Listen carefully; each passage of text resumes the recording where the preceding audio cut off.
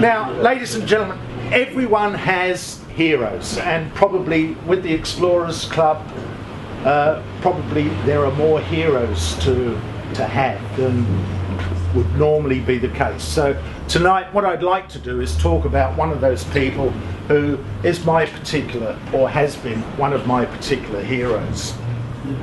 And this is a guy called George Wookey.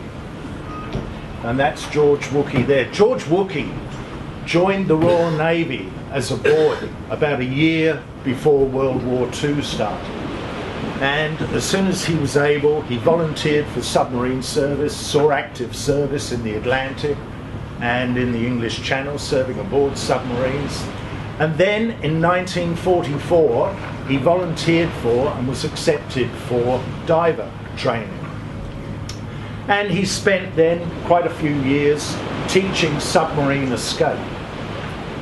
And in 1948, he was commissioned. So he received his commission as a lieutenant in the Royal Navy.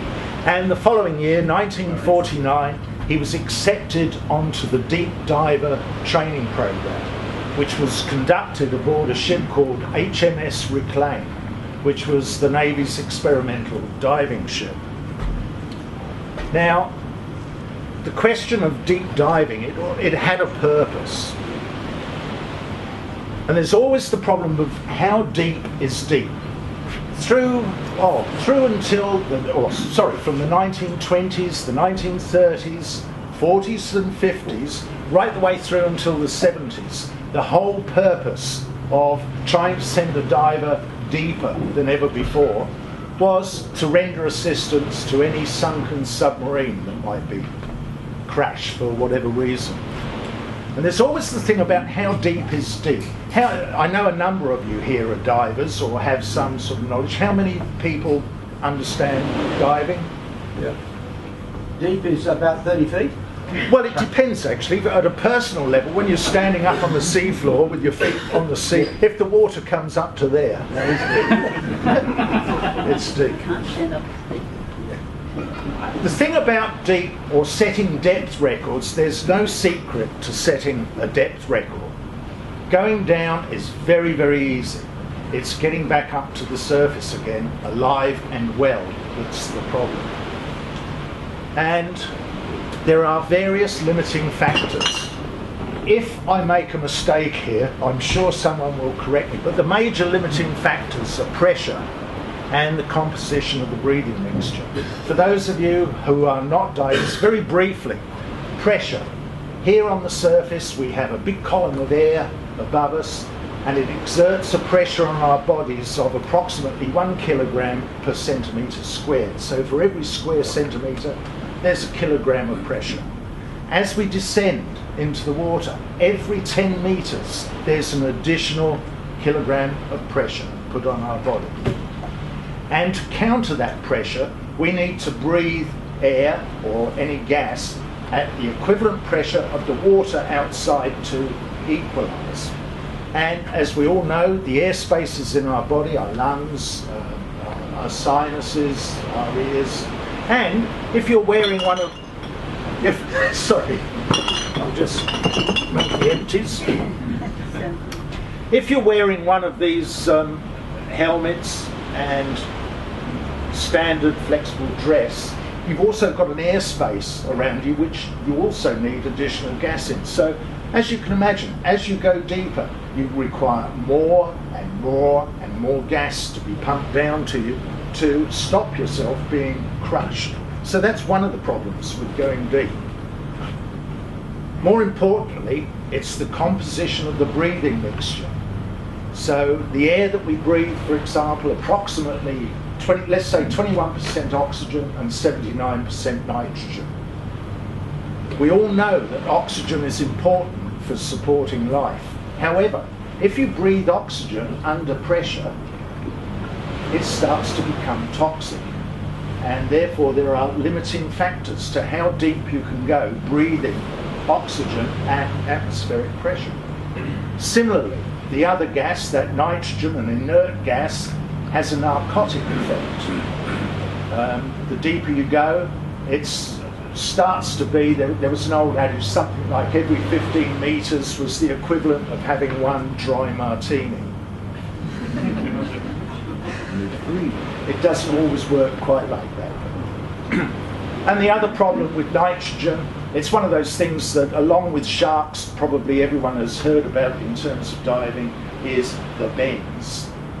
The nitrogen, as an inert gas, is absorbed by the tissues of the body, which is fine while you're down there under pressure, but as you ascend, all of that excess gas in the tissues of the body has to vent itself, and it's a bit like shaking a bottle of warm lemonade and then unscrewing the cap. The blood will fizz and bubble. So for that reason, divers have to come to the surface very, very slowly. So, as I say, the purpose of setting depth records was there to render assistance rather than just to see how deep people could go. And interestingly, through until the 30s, probably the deepest that people had ever been was little more than 300 feet, which is really, doesn't sound a great deal. And then in 1948, a Royal Navy petty officer who was involved in the deep diving trials used a mixture of oxygen and, instead of nitrogen, helium. And he set a depth record of 540 feet. Now the interesting thing, I'm going to digress here, the interesting thing about helium was that Britain had, during the war, been given a very small quantity of helium by the Americans. At that stage, the only helium wells in the world were in America. And America really guarded very jealously who would receive this helium. And they were terrified that, for example, Germany would build Zeppelins, sail across the Atlantic, and bomb the eastern seaboard cities. So they decided Germany can't have it, this country can't have it, that one can, but in very small quantities. So Britain was given a small quantity of helium, which they could use to replace the nitrogen, which would allow them to go deeper without that narcotic effect that nitrogen gave. So we have a depth record of 540 feet, which was a world record set by the Royal Navy. And that was fine. I said earlier, the purpose of the purpose of diving deep was actually to render assistance to a sunken submarine. Now, during the war time, of course, submarines would sink and be sunk on a regular basis, and people didn't care too much about it. But in peacetime, it's a different matter. It makes front page news. In 1951, the submarine Affray put to sea in the English Channel, and it carried a crew of 75 men and a very small detachment of Royal Marine Commandos. And it was on an exercise where the skipper had carte blanche where he went. And the purpose of the exercise was to land this small detachment of Royal Marines anywhere on the south coast of England. And on the 16th of April, they left port, they reported, which they did every day at 8 o'clock in the morning, 8 o'clock in the evening, and gave their projected position the next day. And on the 17th of April, the following day, nothing was heard in the morning.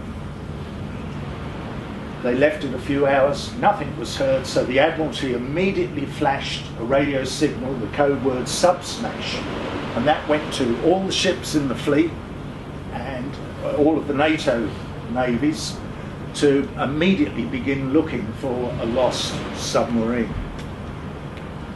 The submarine was never found. The search continued for 4 or 5 days, after which it was decided, well, there's no hope of finding them alive. It then became a job of looking for the submarine itself to find out what had gone wrong. And involved in this search was HMS Reclaim. This was the Navy's deep diving vessel, and although it perhaps doesn't look it there, in its day, this was the world leader in diving ships. Some of you who watched Doctor Who, by the way, might recognise it. It was used in a Doctor Who episode some years ago.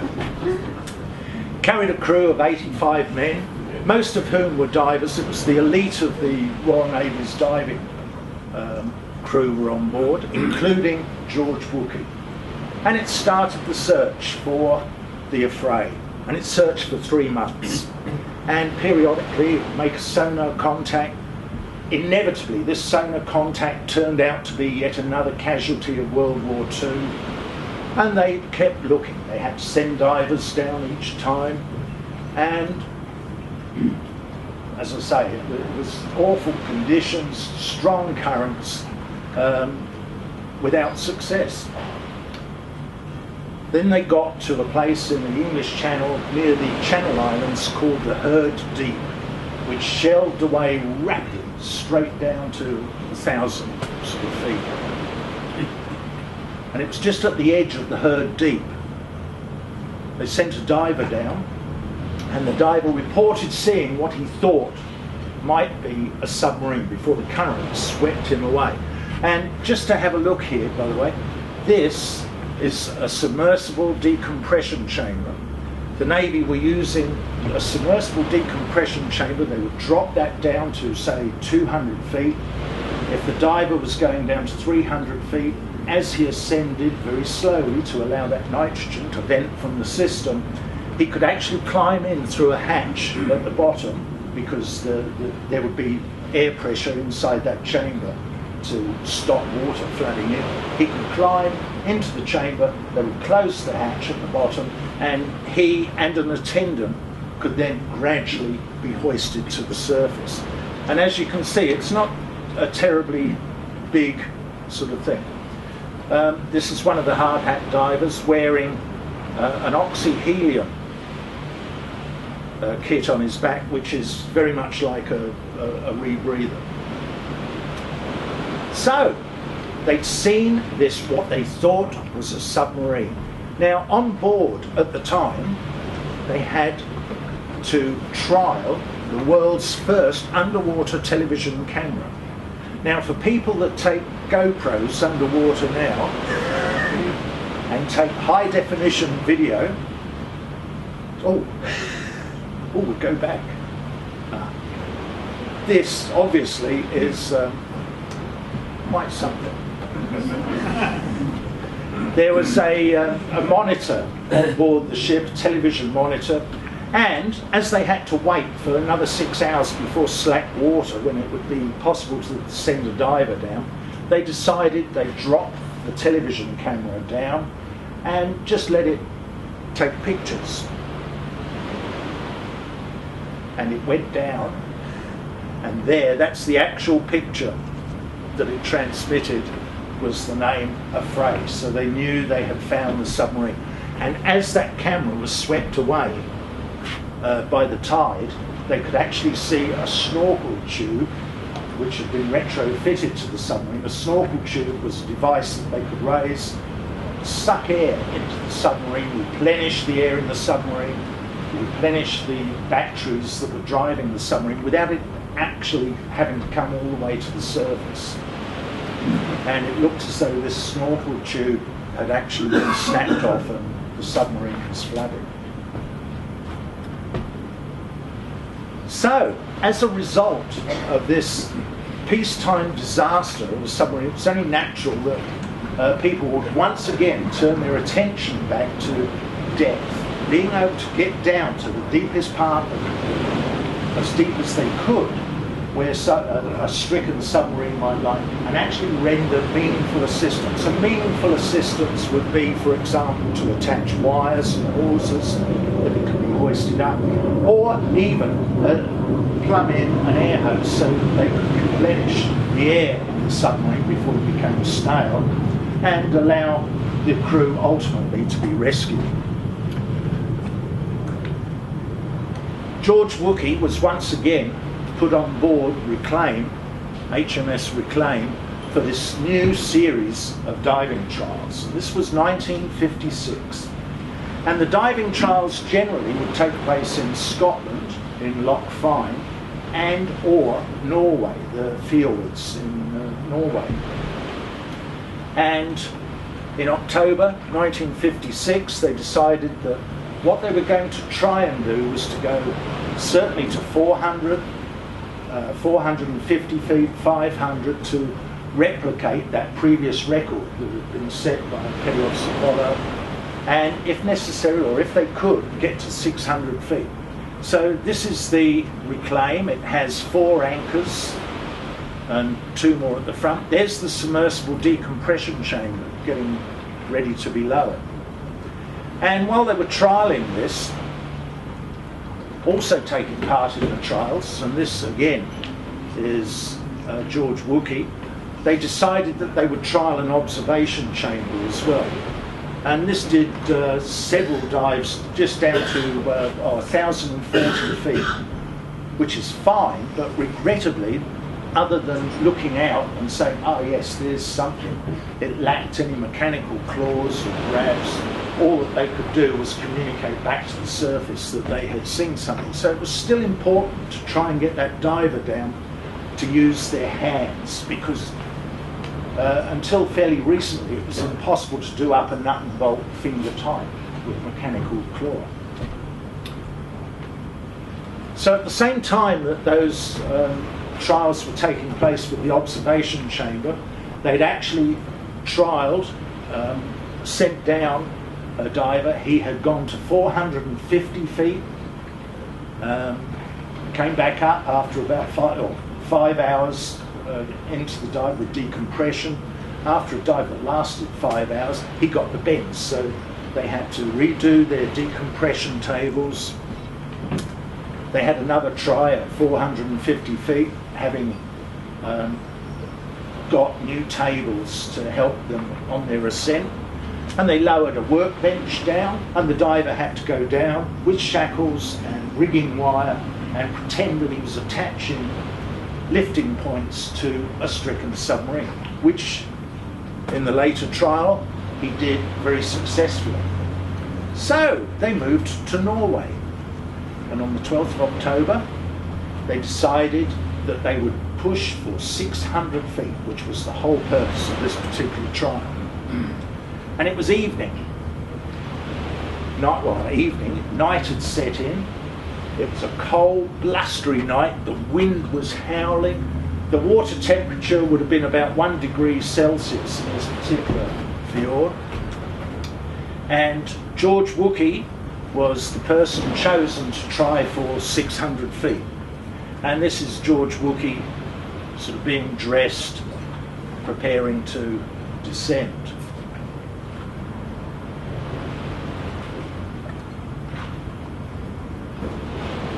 Once he was fully dressed, stepped onto the ladder and started the descent, relying on gas from the surface to be pumped down, and he had a recycling device on his back, similar to that one that I showed you earlier, so that he could breathe the oxy-helium mix. And the workbench was lowered down to 600 feet. 2 submarine lamps were lowered, one to 260 feet and the other one to 600 feet, about 50 feet away from the workbench. And Wookey started his descent. And this is taken in that submersible decompression chamber. This is about 220 feet. Wookey is going down. The reason it's light is because of this submarine lamp that was there shining light. Once he'd left there was a period of darkness before he actually got to the workbench. When he was on the workbench, they ordered him to start rigging shackles and attaching baling wire around some of them. He was working with his fingers, he said, the size of sausages, just with the cold. And after about 10 minutes, he was ordered to ascend. So he climbed up on top of the workbench, ready to go up the shot line and have them haul up all of the cable and hose. And as you can imagine, all of those hoses going up to the surface, very, very heavy. As he got on top of the workbench, they started to pull on the hose from the surface. Regrettably, the telephone cable attached to his helmet got trapped under the workbench. So Wookey was being pulled under the workbench where he would be trapped. And whilst he had a telephone, he could speak to the surface, he was breathing a high concentration of helium. And as all of you know who have been to a fun fair and got a helium balloon and got hee-hee, you start to sound like Donald Duck.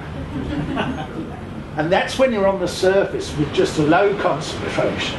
So George Wookey is busy sounding like Donald Duck. No one on the surface could hear him.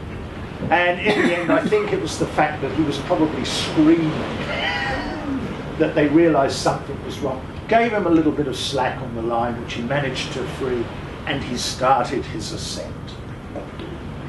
And he went up to 260 feet, stopped for 10 minutes, and then 10 feet intervals, all the way up to 220 feet, where he could step onto the ladder and climb into that submersible decompression chamber.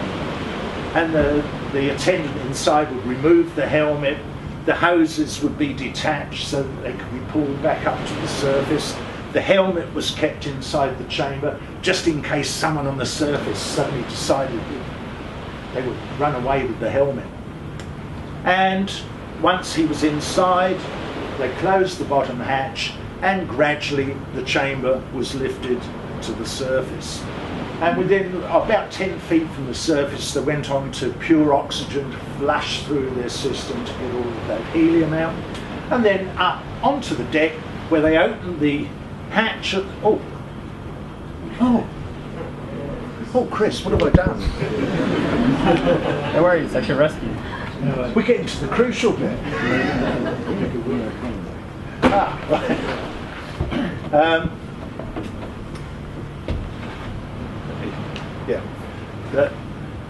That's it. The hatch at the top. As they landed, or as the chamber was put onto the deck, they opened the hatch. Wookey started to climb out, and all of a sudden the pains started up his arm and across his back. So they whipped him out of that, put him into a deck decompression chamber where he had to stay for about 6-7 hours, and then eventually he was allowed out of that, and he just went and sat in a hot bath in the seabed. But what he had done, he had proven that it was possible to send a diver down to 600 feet and perform meaningful work that might be the matter of life and death, the question of life and death for people trapped in the submarine. However, just a few months later, the Admiralty decided that in their infinite wisdom, this was far too dangerous for the individual diver concerned, and they stopped all forms of deep diving wearing that particular type of equipment. In future, they would use chambers very similar to this, but much larger, carrying a big onboard supply of gas bottles, and the divers would leave with a little umbilical hose and operate so that they could get back into the chamber very, very quickly. Wookey was awarded, that's Wookey there, he was awarded an MBE for this magnificent dive. And it's a dive that has still never been replicated to the present day. People have certainly gone deeper, but not wearing that sort of equipment. And in October 2006, to mark the 50th anniversary of this record-breaking dive, the Norwegian government flew George Wookey and his wife to Norway to attend a plaque unveiling ceremony at Losterfjord. And he died on the 21st of March 2007 at his home in Western Australia. And I should perhaps earlier have mentioned, when George Wookey left the Navy in 1966, he was based in Malta, and he bought an old fishing vessel and sailed it out to Australia, where he made his home in Perth. And he was one of the most amazing characters that I have ever met. There was a film out a little while ago, Whiskey Galore. I say a little while ago, back in the 50s.